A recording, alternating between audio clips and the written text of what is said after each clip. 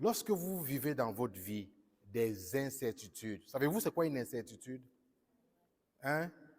C'est quoi une incertitude? Oui. Quand quelque chose n'est pas clair. Avez-vous déjà vécu des incertitudes dans votre vie? Avez-vous déjà vécu des difficultés, des choses difficiles, des épreuves? Et face à des épreuves dans votre vie, face à des incertitudes, comment réagissez-vous? C'est quoi les différentes façons qu'on peut réagir de manière spontanée? Oui? Oh, intéressant. On peut faire une méditation. Intéressant. Et de façon spontanée, comment vous réagissez d'autres? Oui. Demander de l'aide. Crier. Demander de l'aide. Quoi d'autre? Je prie. Et pourquoi tu pries? Je prie pour essayer de trouver une solution. Oui. Pardon? La panique, la peur. Il vous arrive souvent d'avoir peur? Il vous arrive souvent de paniquer? Jamais, hein? Si.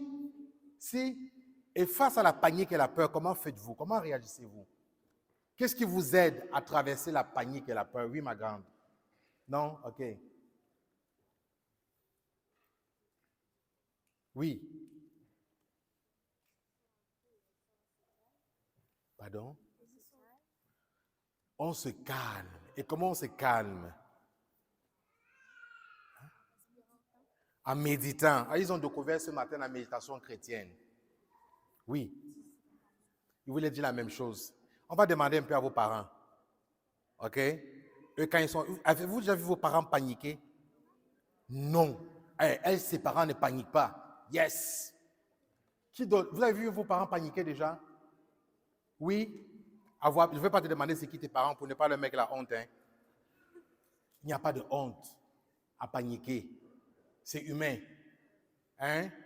On va leur demander comment ils réagissent. Chers parents, quand il vous arrive de faire face aux incertitudes, à la peur, aux difficultés, comment réagissez-vous? On demande de l'aide pour avoir des solutions. On se confie à Dieu. On pleure, merci la mère. Vous êtes comme moi. Je commence d'abord par pleurer. C'est après que j'ai les idées claires. Quoi d'autre? On prend une marche pour ventiler un peu.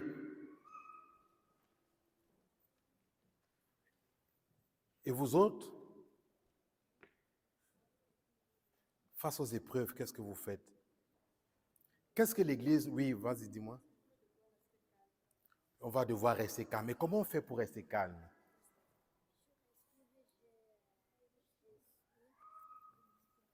High five.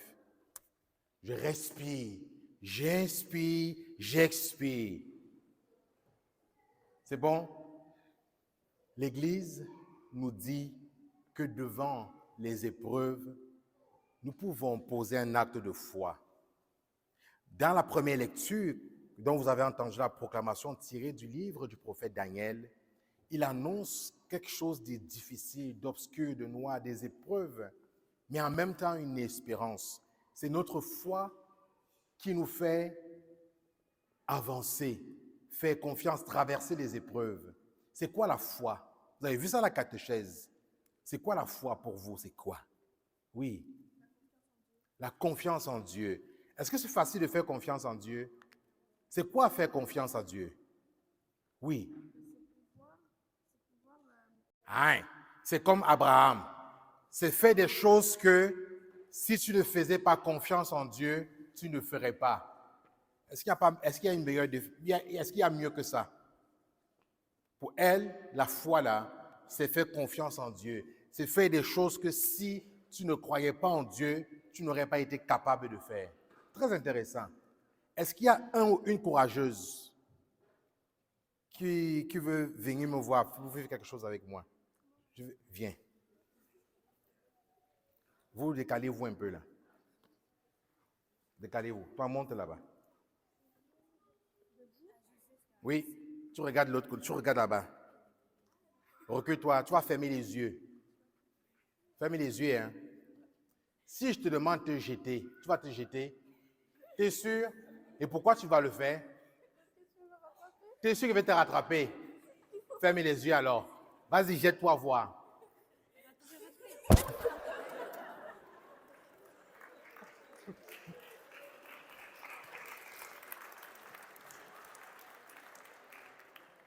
Donc, ton cœur bat ou pas?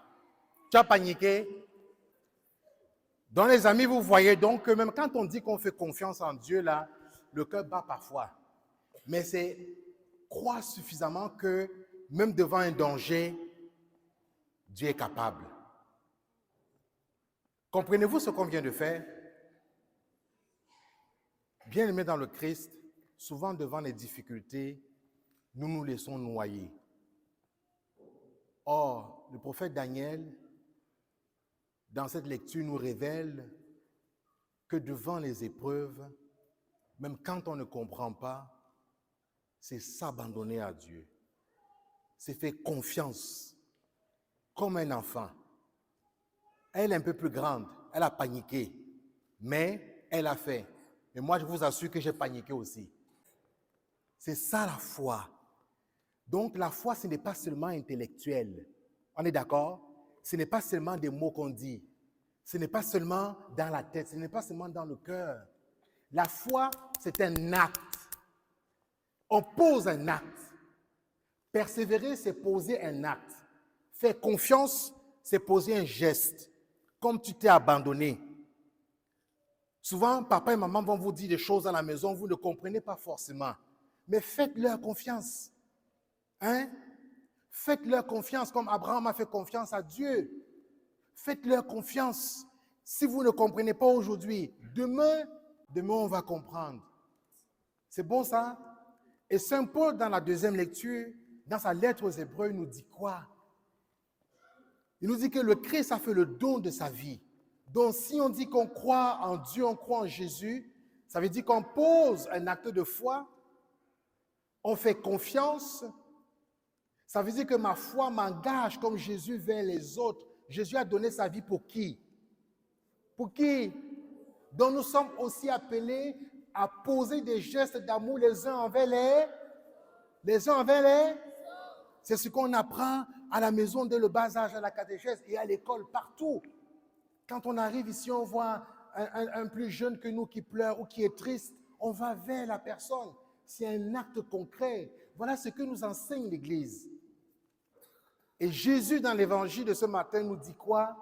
De ne pas avoir peur devant des signes extérieurs. La guerre, tremblement de terre, panique, de ne pas avoir peur. Il nous invite à faire quoi? Faire confiance. Dans votre parcours, vous avez vu c'est quoi la foi. Aujourd'hui, vos catéchistes, ils sont où? Les parents responsables, je vais vous demander d'avancer.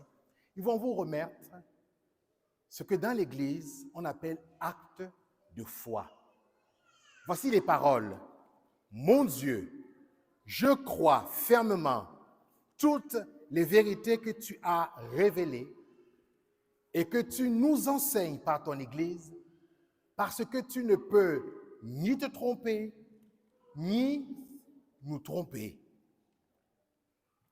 Ce que le Christ nous enseignait dans les évangiles, ce que Dieu a révélé dans sa parole, c'est ça que l'Église enseigne, la foi, pas des gestes. Ce n'est pas des données à réciter uniquement par cœur, mais à poser des gestes. Et ensemble, nous allons redire cet acte de foi, ensemble les amis. Mon Dieu, je crois fermement toutes les vérités que tu as révélées et que tu nous enseignes par ton Église, parce que tu ne peux ni te tromper, ni nous tromper.